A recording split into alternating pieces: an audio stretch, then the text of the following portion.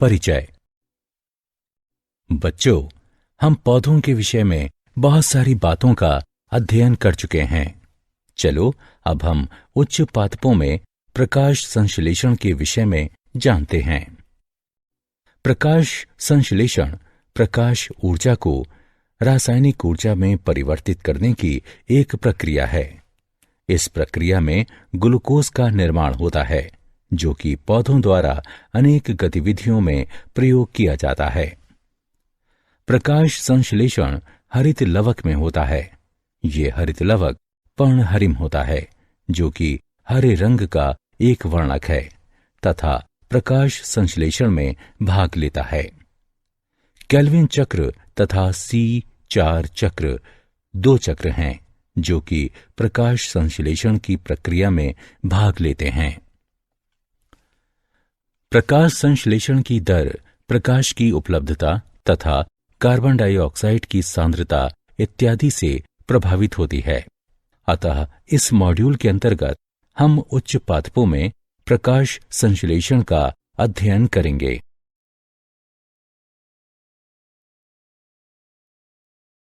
उद्देश्य।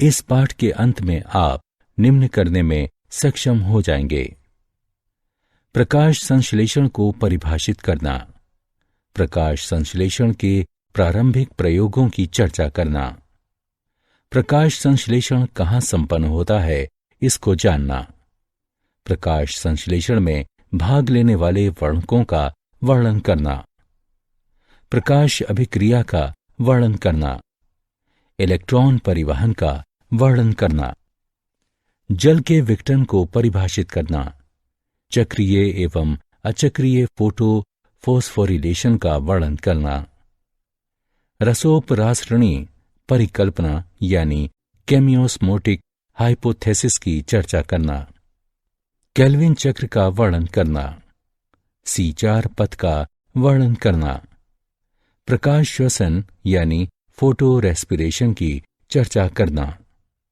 प्रकाश संश्लेषण को प्रभावित करने वाले कारकों का वर्णन करना।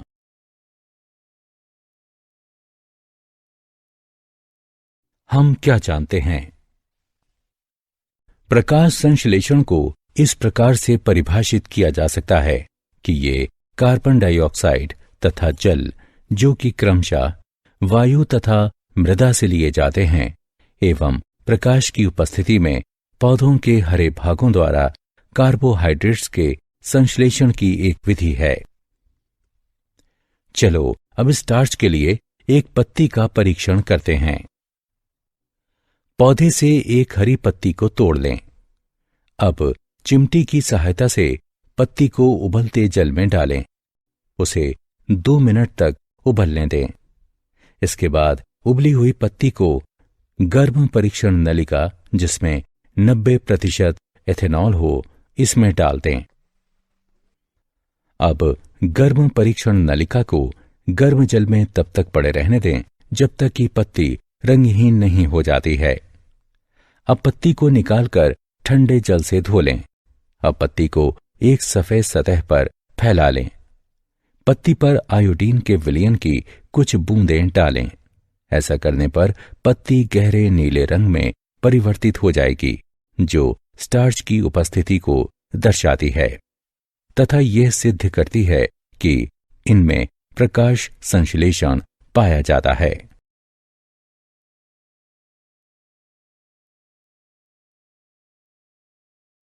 प्रारंभिक प्रयोग। प्रीस्ले प्रयोग। सबसे पहले उन्होंने एक जलती हुई मोमबत्ती को बंद बेल जार में रखा तथा देखा कि वो मोमबत्ती जल्दी ही बुझ गई। इसके बाद उन्होंने एक चूहे को बेल जार में रखा तथा देखा कि चूहे का भी जल्दी ही दम घुटने लगा। इन अवलोकनों के आधार पर उन्होंने ये निष्कर्ष निकाला कि चाहे जलती मोमबत्ती हो अथवा कोई प्राणी जो वायु में सांस लेते हैं, वे हवा को क्षति पहुंचाते हैं। जब उसने उसी बेल जार में एक पुदीने का पौधा रखा तो उसने पाया कि चूहा जीवित रहा और मोमबत्ती भी सतत जलती रही।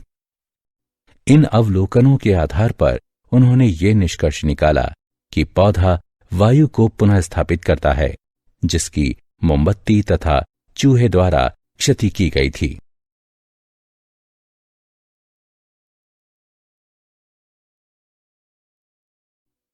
जॉन इंजनहाउस ने यह प्रमाणित किया कि प्रकाश संश्लेषण के लिए सूर्य का प्रकाश आवश्यक होता है। इंजनहाउस ने अपने एक परिष्कृत प्रयोग में एक जलीय पौधे के साथ यह दिखाया कि तेज धूप में पौधे के हरे भाग के आसपास छोटे छोटे बुलबुले बन गए थे, जबकि अंधेरे में रखे गए पौधे के आसपास बुलबुले नहीं बने थे। इन बुलबुलों की पहचान ऑक्सीजन के रूप में की गई।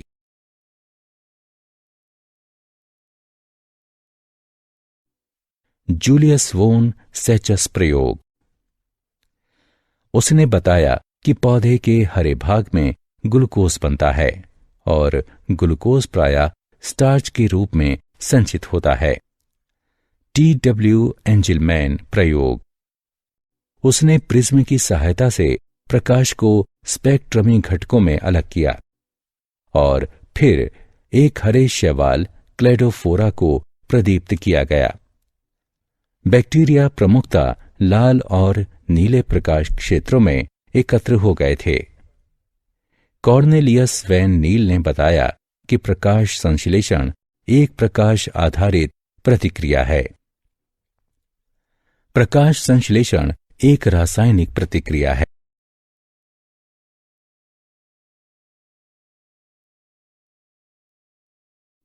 प्रकाश संश्लेषण कहाँ संपन्न होता है?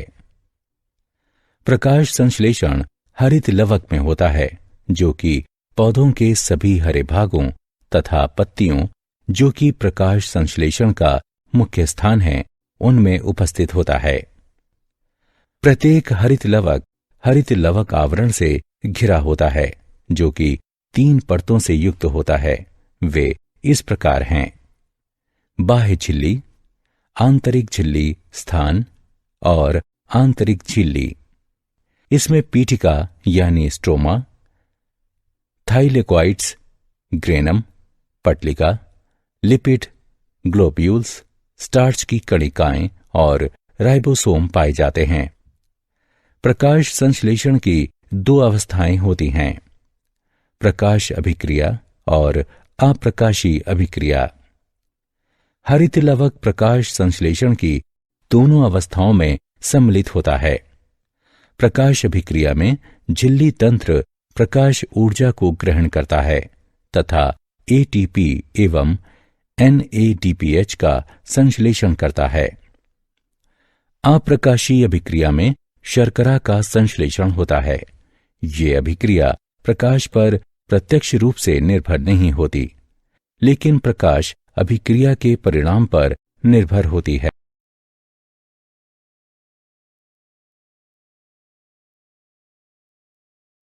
प्रकाश संश्लेषण में कितने वर्णक भाग लेते हैं? हरित लवक वर्णक हरित लवक का कुल 5 से 8% शुष्क भार बनाते हैं। पत्तियों में हम जो हरा रंग देखते हैं वो 4 वर्णकों के कारण होता है। वे हैं chlorophyll A, chlorophyll B, xanthophyll और कार्टिनोइड। क्लोरोफिल A पादप जगत में पाया जाने वाला एक प्रकाश संश्लेषक वर्णक है। ये नीले हरे रंग का होता है तथा ये चक्रीय एवं अचक्रीय फोटोफॉस्फोरिलेशन के दौरान इलेक्ट्रॉनों के उत्सर्जन के लिए उत्तरदायी होने के कारण प्राथमिक संश्लेषक वर्णक कहलाता है। क्लोरोफिल B पीले हरे रंग का होता है।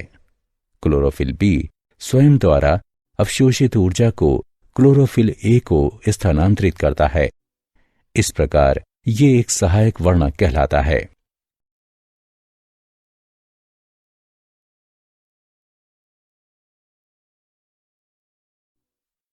कार्टिनोइड तथा जेंथोफिल। कार्टिनोइड लाल पीले तथा नारंगी रंग के लिपिड यौगिक होते हैं। ये प्रकाश ऊर्जा को अवशोषित करते हैं तथा प्रकाश संश्लेषण में उपयोग के लिए इस ऊर्जा को क्लोरोफिल ए में स्थानांतरित कर देते हैं। ये फोटो ऑक्सीकरण से क्लोरोफिल अणुओं की रक्षा भी करते हैं। जेंथोफिल पीले रंग के होते हैं। ये क्लोरोफिल के साथ प्रकाश संश्लेषण में भाग लेते हैं।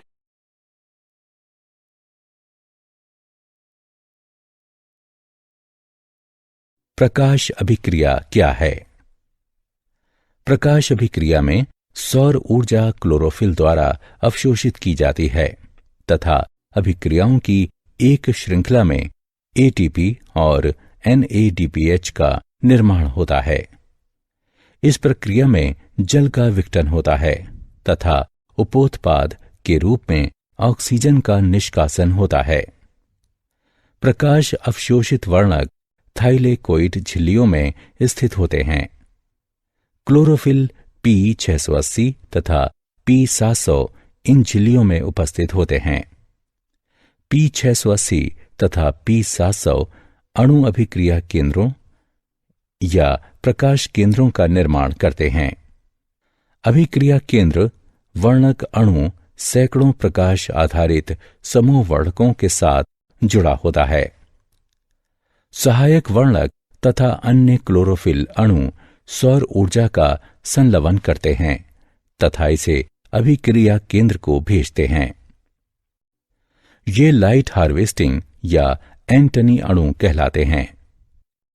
वर्णक अणुओं का गुच्छा जो कि अपनी ऊर्जा को P680 को स्थानांतरित करते हैं 680 nm की तरंग दैर्ध्य पर या इससे नीचे अवशोषित करते हैं। P680 के साथ मिलकर ये फोटोसिस्टम प्रथम या फोटोसिस्टम द्वितीय का निर्माण करते हैं। इसी प्रकार P700 भी वर्णक अणुओं के साथ फोटोसिस्टम प्रथम या फोटोसिस्टम द्वितीय का निर्माण करते हैं जो कि 700 nm पर या इससे नीचे प्रकाश को अवशोषित करते हैं।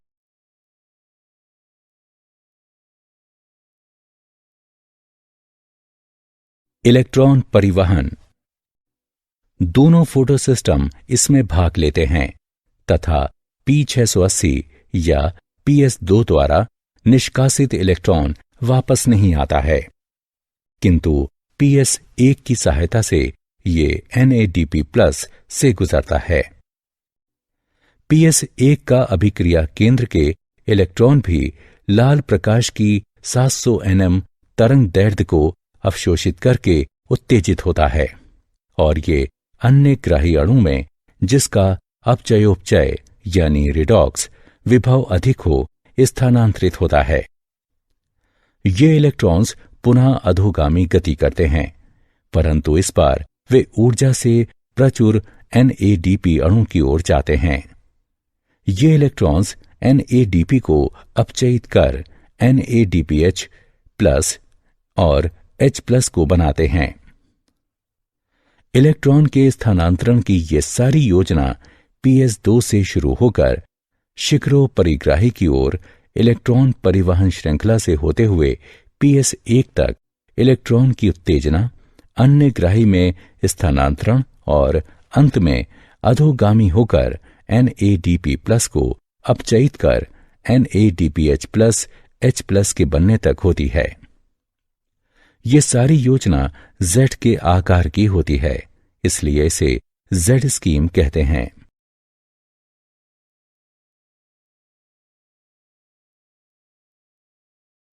जल का विघटन। ये प्रदीप्त हरित लवक में H2O का हाइड्रोजन तथा ऑक्सीजन में विखंडन होता है। प्रोटीन का एक छोटा कॉम्प्लेक्स फोटोसिस्टम 2 से जुड़ा होता है। ये ऑक्सीजन निर्माण कॉम्प्लेक्स कहलाता है। ऑक्सीजन निर्माण कॉम्प्लेक्स केंद्र जल यानी H2O, ऑक्सीजन, H+ तथा इलेक्ट्रॉन में ऑक्सीकृत हो जाता है।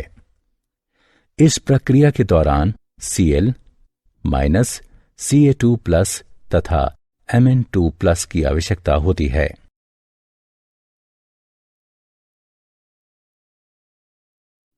चक्रीय एवं अचक्रीय फोटो फोस्फोरिलेशन। चक्रीय फोटो फोस्फोरिलेशन। जब फोटोन फोटोसिस्टम एक को सक्रिय करते हैं तब इलेक्ट्रॉनों का एक जोड़ा उच्च ऊर्जा स्तर तक पहुंच जाता है। ये प्राथमिक ग्राही द्वारा ग्रहण किए जाते हैं, जो कि इलेक्ट्रॉन परिवहन तंत्र से होकर गुजरते हैं तथा अंततः क्लोरोफिल P700 यानी PSI में वापस लौट आते हैं। प्रोटॉन प्रवणता ATP के संश्लेषण को सक्रिय बनाता है। यह प्रक्रिया चक्रीय होती है, अतः यह चक्रीय फोटोफोस्फोरिलेशन कहलाती है। अचक्रीय फोटोफोस्फोरिलेशन यह हरे पौधों में पाया जाता है तथा इसमें PS प्रथम तथा PS द्वितीय फोटोसिस्टम दोनों ही सम्मिलित होते हैं। इस अवस्था में दोनों फोटोसिस्टम प्रदीप्त होते हैं तथा NADP+ से P680 तक इलेक्ट्रॉनों का नियत प्रवाह होता है।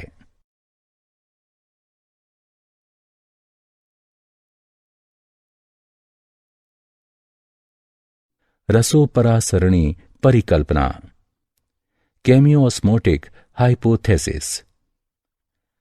रसोपरासरणी परिकल्पना हरित लवक में ATP संश्लेषण का वर्णन करती है। रसोपरासरणीय के लिए एक झिल्ली, एक प्रोटॉन पंप, एक प्रोटॉन प्रवणता तथा ATPH की आवश्यकता होती है। थाइलेकोइड झिल्ली में प्रोटॉन झिल्ली के अंदर, जो कि अवकाशिका यानी ल्यूमेन में स्थित होती है, उसकी तरफ संग्रहित हो जाते हैं। प्रोटॉन प्रवणता निम्नलिखित कारणों के कारण विकसित होती है। जल विघटन अभिक्रिया झिल्ली की आंतरिक सतह में होती है, इसलिए इस अभिक्रिया में निर्मित हाइड्रोजन आयन अवकाशिका यानी ल्यूमेन में संचित हो जाते हैं। फोटोफोस्फोरिलेशन के दौरान जब इलेक्ट्रॉन वाहक अणु स्वयं के इलेक्ट्रॉनों को झिल्ली की अंतरा सतह में स्थित इलेक्ट्रॉन वाहक को भेजता है, तब प्रोटॉन झिल्ली की अंतरा सतह यानी अवकाशिका में मुक्त होते हैं। NADP रिडक्टेस एंजाइम झिल्ली के स्ट्रोमा की ओर होता है। PS1 के इलेक्ट्रॉन ग्राही से आने वाले इलेक्ट्रॉन्स के साथ साथ प्रोटॉन NADP को NADPH+ में अपचयित करने के लिए आवश्यक होता है। ये प्रोटॉन पीटिका स्ट्रोमा से ही आते हैं। परिणाम स्वरूप स्ट्रोमा में उपस्थित प्रोटॉनों की संख्या घट जाती है तथा अवकाशिका में उपस्थित प्रोटॉनों की संख्या बढ़ जाती है। इसलिए थाइलेकोइड झिल्ली के आर पार एक प्रोटॉन प्रवणता स्थापित हो जाती है। प्रोटॉन प्रवणता के टूटने पर ऊर्जा मुक्त होती है। ये प्रवणता इसलिए भंग होती है क्योंकि H+ झिल्लिका में मौजूद ATPH के पारगमन वाहिका F0 के माध्यम से पीटिका यानी स्ट्रोमा में गतिशील होता है। ATPH इस एंजाइम के दो भाग हैं, F0 और F1। ATPH के कण F1 में संरूपण परिवर्तन आता है, जिससे कि एंजाइम ऊर्जा से प्रचुर ATP अणुओं का संश्लेषण कर सकता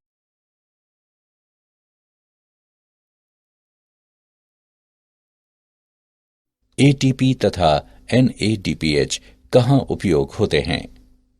ATP तथा NADPH प्रकाशीय अभिक्रिया में निर्मित होते हैं तथा ये भोजन के संश्लेषण की प्रक्रिया को संचालित करते हैं।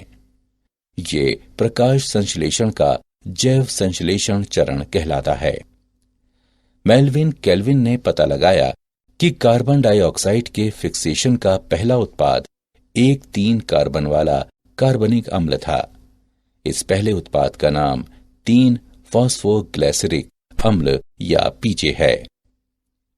कुछ पौधों में कार्बन डाइऑक्साइड के फिक्सेशन के पश्चात प्रथम उत्पाद के रूप में एक अम्ल ऑक्सैलोएसिटिक अम्ल अथवा OAA पाया जाता है। CO2 के प्राथमिक ग्राही ग्राही अणु एक 5 कार्बन वाला कीटो शुगर यानी शर्करा था। ये रिब्यूलोज 1 से 5 बिसफोस्फेट यानी RuBP था।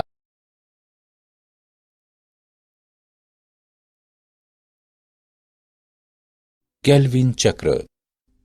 केल्विन चक्र में 3 अवस्थाएं होती हैं जो कि निम्न प्रकार हैं: कार्बोक्सिलीकरण, रिडक्शन यानी अपचयन, रीजनरेशन यानी पुनरुद्भवन। कार्बोक्सिलीकरण।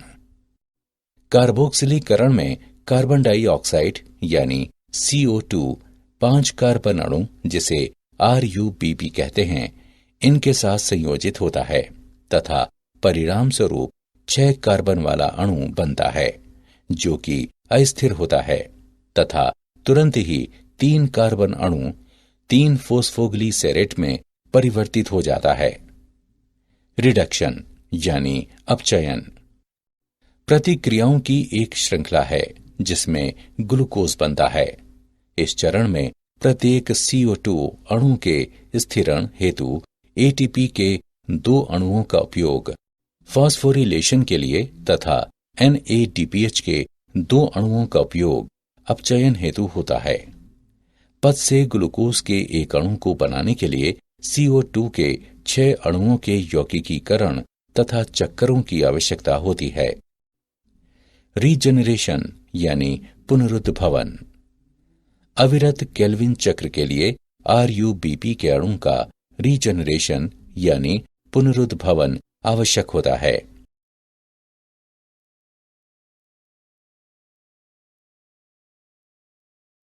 C4 पथ। पौधे जो कि शुष्क उष्ण कटिबंधीय क्षेत्र में पाए जाते हैं उनमें C4 पथ होता है। C4 पौधे C3 पौधों की तुलना में दिन का ताप, तेज धूप, सूखा तथा नाइट्रोजन की कमी आदि स्थितियों में बेहतर अनुकूलित होते हैं।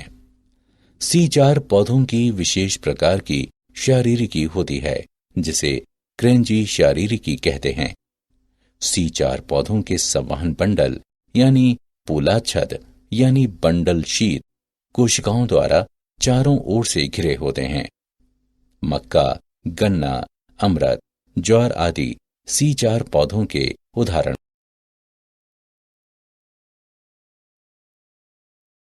C4 पथ की क्रियाविधि। मध्योतक कोशिका के कोशिका द्रव्य में फोस्फोइनोल, पाइरुवेट, कार्बोक्सिलेज की क्रिया द्वारा कार्बन डाइऑक्साइड का प्राथमिक ग्राही अणु फोस्फोइनोल पाइरुवेट है। ये 4 कार्बन वाला यौगिक ऑक्सेलो एसीटेट का निर्माण करता है तथा ये एक अन्य 4 कार्बन वाले यौगिक जिसे मैलेट कहते हैं उसमें परिवर्तित हो जाता है तथा NADPH का निर्माण करता है। अब मैलेट यानी पूलाच्छद बंडल शीत कोशिकाओं को स्थानांतरित हो जाता है। 4 कार्बन वाला मैलेट विकार्बनीकृत होकर कार्बन डाइऑक्साइड, एक 3 कार्बन वाला यौगिक पाइरुवेट तथा NADPH का निर्माण करता है। कार्बन डाइऑक्साइड राइबोलोज बिसफॉस्फेट के साथ जुड़कर केल्विन चक्र में सम्मिलित हो जाती है। उत्पन्न हुई पाइरुवेट मध्योतक कोशिकाओं में पुनः प्रवेश करता है जहां पर ये ATP से प्रतिक्रिया करता है तथा फॉस्फोइनोल पाइरुवेट में बदलकर पुनः C4 चक्र को प्रारंभ करता है।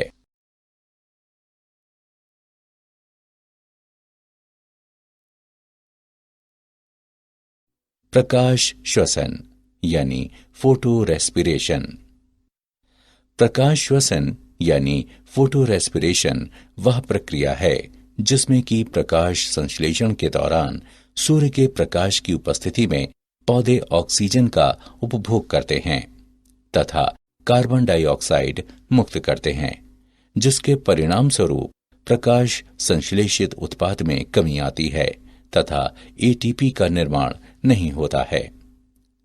C3 पौधों में रूबिस्को एंजाइम में ऑक्सीजन की तुलना में कार्बन डाइऑक्साइड के लिए अधिक बंधुता पाई जाती है तथा ये सापेक्ष सांद्रता पर आधारित होती है। गर्म शुष्क दिनों के दौरान पौधे वाष्पोत्सर्जन द्वारा जल की कमी से बचने के लिए अपने स्टोमेटा को बंद कर लेते हैं, जिसके कारण कार्बन डाइऑक्साइड पत्तियों में प्रवेश नहीं कर पाती है तथा ऑक्सीजन के अणुओं का प्रयोग किया जाता है तथा इससे एक विषैले तत्व फोस्फोग्लाइकोलेट का निर्माण होता है। इस विधि में प्रकाश श्वसन के दौरान किसी भी एटीपी का निर्माण नहीं होता है, जबकि C4 पौधों में प्रकाश श्वसन नहीं होता है। इसका कारण यह है कि इनमें एक ऐसी प्रणाली होती है जो एंजाइम स्थल पर कार्बन डाइऑक्साइड की सांद्रता को बढ़ा देती है। ऐसा तब होता है जब कार्बन डाइऑक्साइड पोलाछद यानी बंडल शीत कोशिकाओं में मुक्त होती है।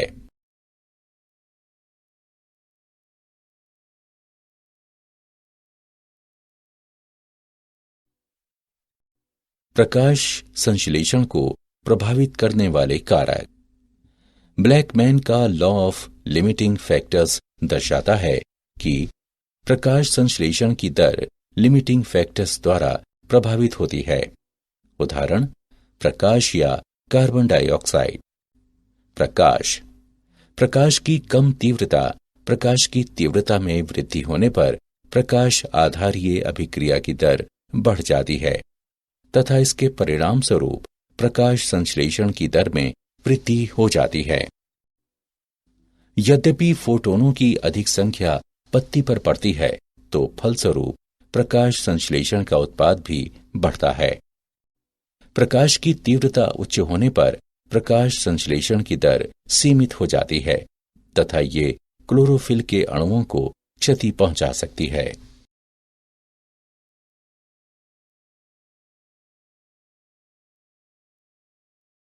कार्बन डाइऑक्साइड की सांद्रता। जब कार्बन डाइऑक्साइड की सांद्रता बढ़ जाती है तो अप्रकाशीय अभिक्रिया में कार्बन के कार्बोहाइड्रेट में परिवर्तन की दर भी बढ़ जाती है तथा इस प्रकार प्रकाश संश्लेषण की दर तब तक बढ़ती रहती है जब तक कि अन्य कारक द्वारा ये सीमित नहीं की जाती है। वायुमंडल में कार्बन डाइऑक्साइड की सांद्रता बहुत कम होती है। बढ़ती हुई सांद्रता भी प्रकाश संश्लेषण की दर को बढ़ाती है, लेकिन ये तब स्थापित हो जाती है जब स्थिरीकरण की दर अधिकतम पहुंच जाती है।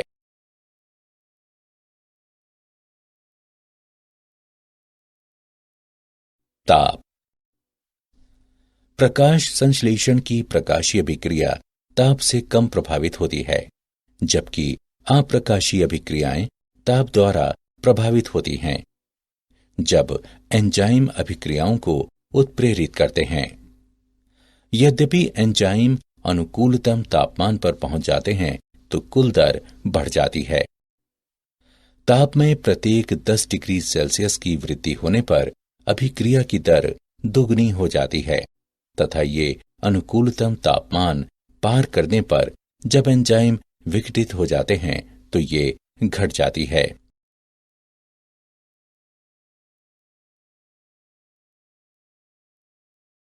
जल। जल प्रकाश संश्लेषण का अभिकारक है।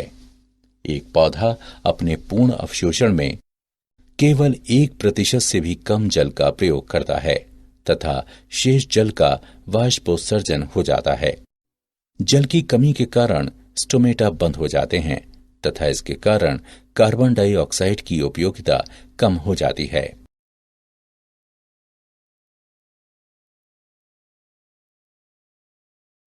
क्या आप जानते हैं, फफूंदनाशी प्रकाश संश्लेषण को बढ़ाता है, जिससे संभावित उपज भी बढ़ जाती है।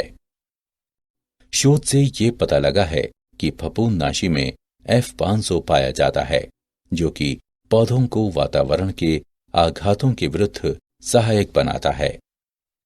जेनिफर हॉलैंड PhD ने कहा है कि प्रकाश संश्लेषण पौधों में ऊर्जा उत्पत्ति का एक चालक इंजन है।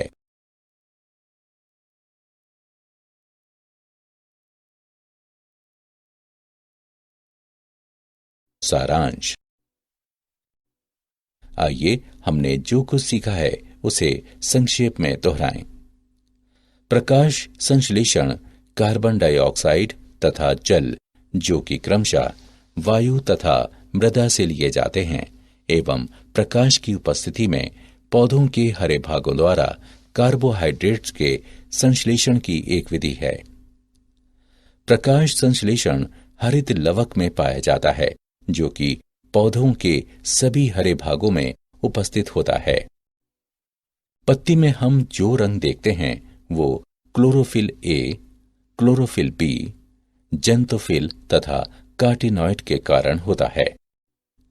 प्रकाश अभिक्रिया में सौर ऊर्जा क्लोरोफिल द्वारा अवशोषित की जाती है तथा अभिक्रियाओं की एक श्रृंखला में एटीपी और NADPH का निर्माण होता है।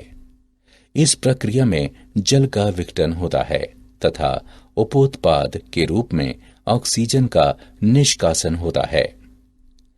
इलेक्ट्रॉन P680 या PS2 द्वारा निकाले जाते हैं तथा PS1 की सहायता से ये NADP+ से गुजरते हैं। यह प्रक्रिया अचक्रीय फोटोफोस्फोरिलेशन कहलाती है।